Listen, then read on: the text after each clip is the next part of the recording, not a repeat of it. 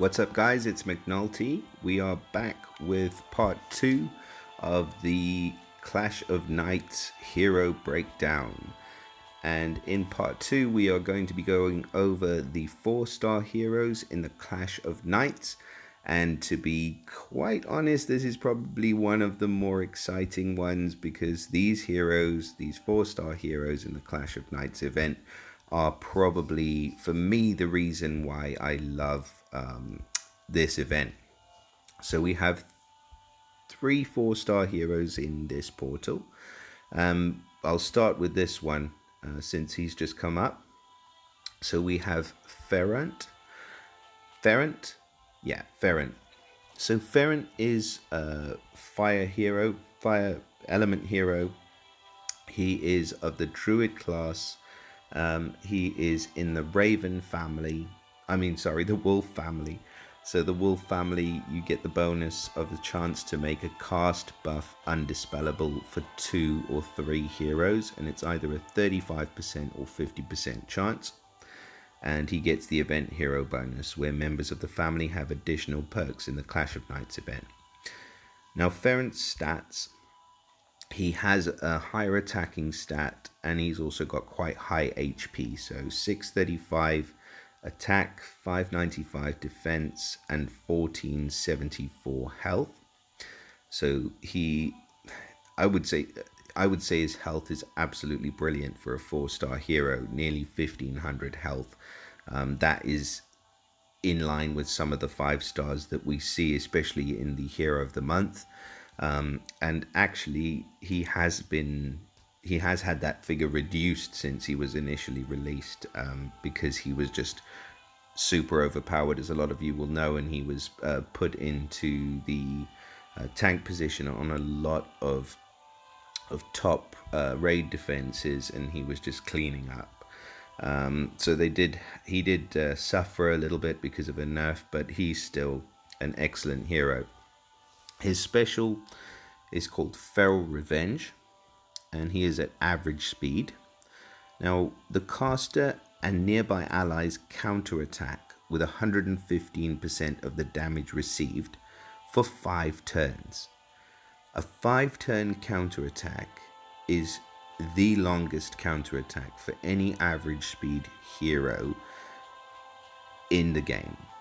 Now, this counterattack, after Asmir's nerf, is also the highest figure for a counterattack over that length of time. So counterattack is really annoying. It's very difficult to deal with, and you need a dispeller if you're coming against a counterattacking hero. So I haven't been using as much of it until Asmir came out, but since she has, I've been finding that it's an extremely effective tool. So he gets it for 5 turns. The caster and nearby allies then decrease negative 10% mana from the attacker on each counterattack for 5 turns, and the effect gets diminished for consecutive activations during the same turn. So if anybody attacks anyone with the counterattack, it's going to reduce their mana by 10% on each counterattack.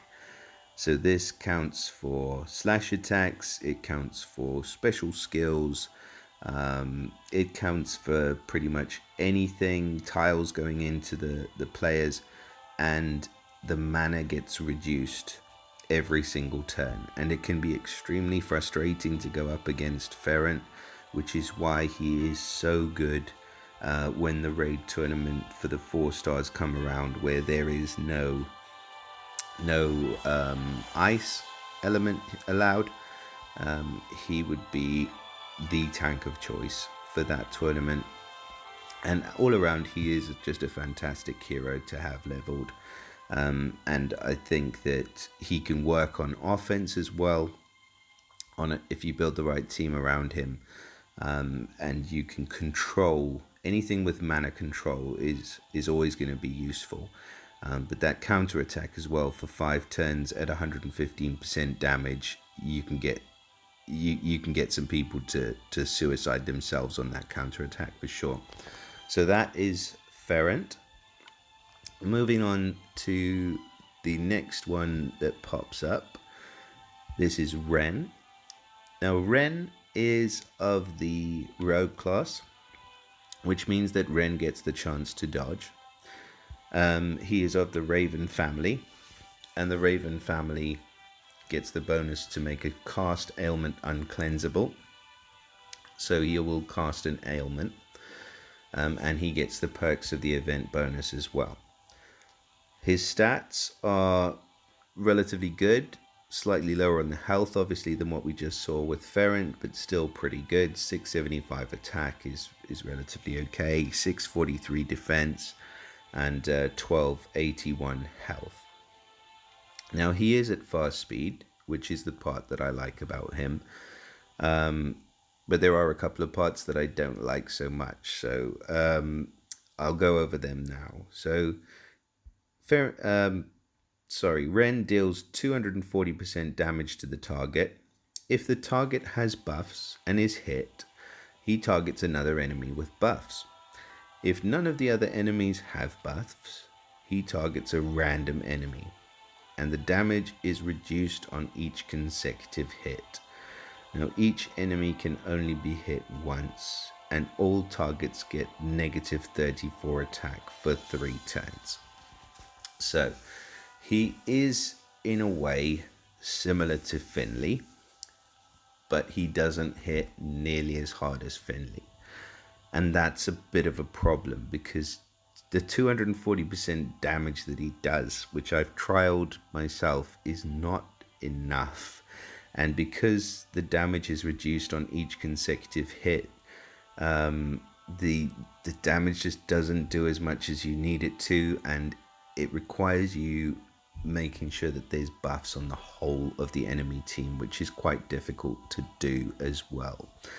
The negative 34 attack is quite decent, but it's not game changing, so I do have my reservations about WREN. I've never really found a great use for WREN. Correct me if I'm wrong though, and I know that some people have absolutely sweared by WREN, but the other thing that I found interesting is that WREN, even though he's of the Raven family, where he's got the chance to make a cast ailment uncleansable, he doesn't actually give an ailment. So yeah, that's just a bit different. Now that is WREN, so yeah, usable if you don't have any other heroes, but there are some really good 4-stars in green as well, so I think WREN would probably, for me at least, take a back seat. And then here he is, good old FRANZ. Now this guy is an absolute monster. FRANZ is of the Raven family as well, so he has the same family bonus, the same chance to make the cast ailment uncleansable, and he is of the Paladin class, which is going to increase his defense if he takes damage from a special skill. His special, well, let's get to his stats first, sorry. So he's 552 health, 552 attack, sorry. That is really, really low. His 682 on defense, which is actually really good, and a massive 1519 health. So he's a beefy character, and you can see by what he's got on, you can barely make out his eyes and his lips, and that's about all you can see of his face. So he's pretty sturdy, and his special skill is Sonorous Spear. So Sonorous Spear is at very slow speed, which would normally be a disadvantage, but FRANZ deals 215 damage to all enemies. So far, not that impressive. All damage that all enemies receive is then increased by 50% for 6 turns. So that means any damage the enemies receive, status ailments count, special skill damage counts, tile damage counts, all damage counts. and all damage is increased by 50%. So a snipe, for example, that was going to do 600 damage now does 900 damage. That is the way that works. And all enemies are also immune to new status effect buffs for 6 turns. So if you fire him off, nobody else is going to be able to put a buff up for 6 turns. And most of you will probably be using FRANZ already. I may have been a little bit late onto the bandwagon because I think I just got him at the last Clash of Knights events, but since I've been using him, I found him to be absolutely incredible. Never mind that he is at very slow speed. You can work around that in normal gameplay. Drop him a mana potion in the challenge events, drop him a mana potion, use him in rush. He's absolutely brilliant. I don't use him on my regular war attack teams, but if I was in a lower level alliance, I would say that he would be definitely usable, because you can sort of take the time to get the amount of tiles up that you would need to fire him off. So FRANZ is an absolute all-star. He's really good against Titans. You can throw him on any Titan team and he does the job. I don't use him with all of my Titan teams, but that's just because of personal preference. But I know a lot of people who will throw him on every single team just because of the increase that he gives to that damage. So a great special skill, a very balanced hero, not as yet been nerfed, so I think he's here to stay as is. So if you do get your hands on FRANZ during this summon, then well done, and definitely level him up. And if you want my advice, I would keep a couple of him, maybe even 3 if you get them, and if you're serious about building up some decent squads for rush wars. So yeah, that is the 4 stars all done and dusted. So I'll wish all of you the best of luck in your summons in this Clash of Knights event, and I will see you in part 3, where we will go over, and I think we'll probably just go over really quickly, all of the 5-star heroes, because there are quite a few more 5 stars, as they like to put more 5 stars in because it'll make us spend more and make us pull more. So yeah, thank you all for listening. Please don't forget to like and subscribe, and I'll see you all in the next video.